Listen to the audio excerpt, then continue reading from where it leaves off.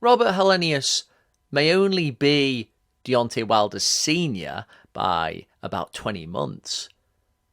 But if you look at some of the names on his record from over 10 years ago, like Lamont Brewster and Samuel Peter, the guy seems to come from a different era.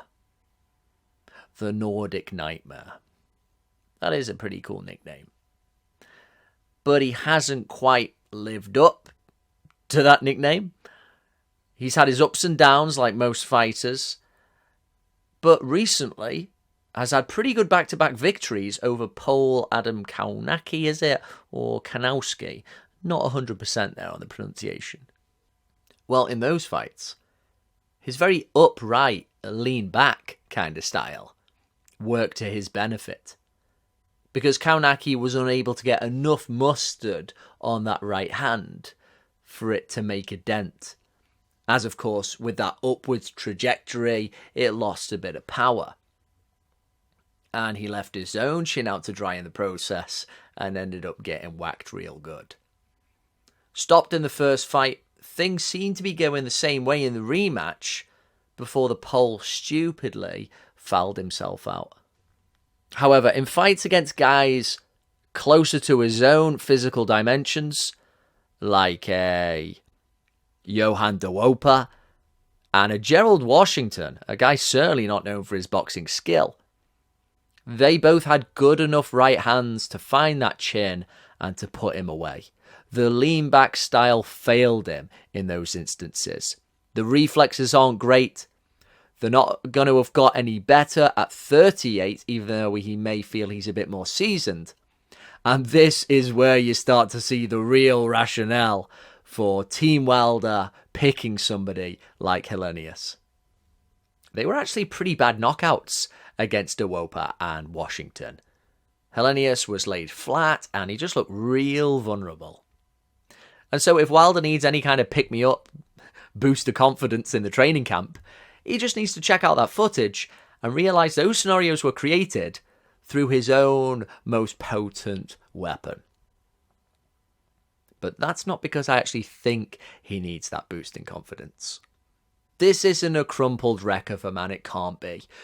You can't show that degree of grit in that rubber match with Fury, having been beaten so one-sided in the previous fight, without having some real character about you.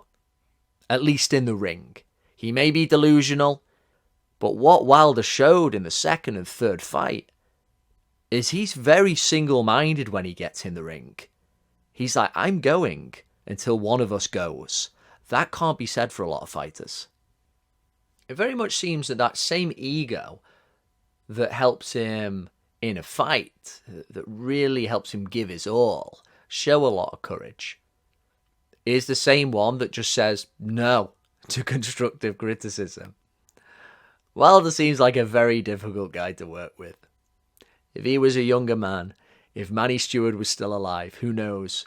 The great maestro could have moulded him into something more.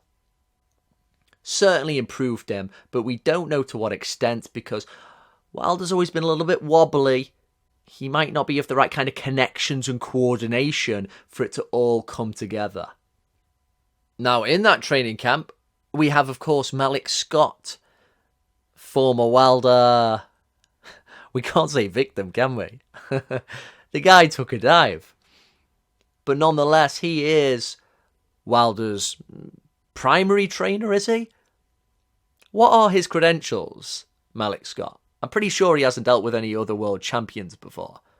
But apparently he understands Wilder. To me, that just says he's appeasing the fact he wants yes men around him.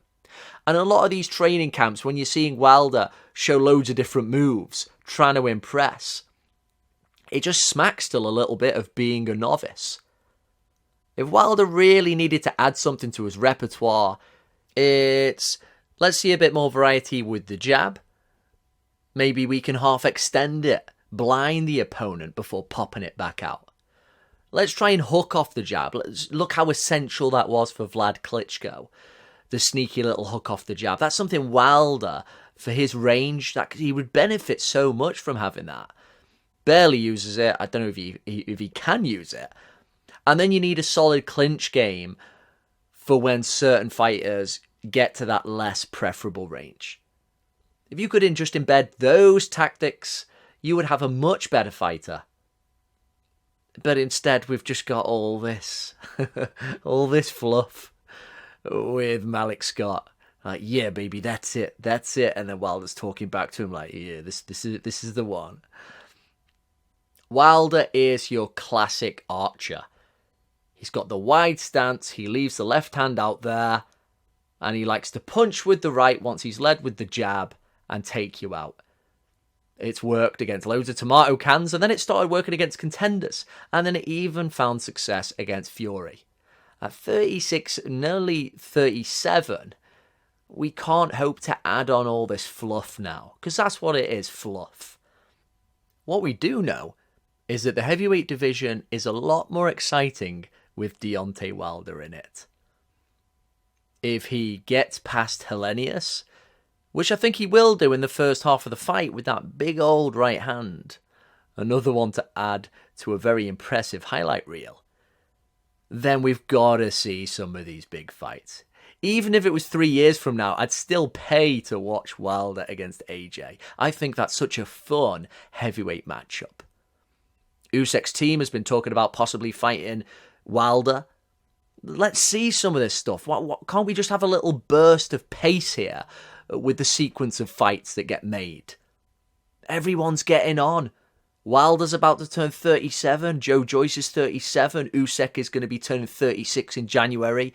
Fury is probably an old 34 with all the stuff he's done to his body. And AJ, the youngest of the lot, is turning 33 this month as well. Let's please see some of these big fights with the Bronze Bomber before they expire completely.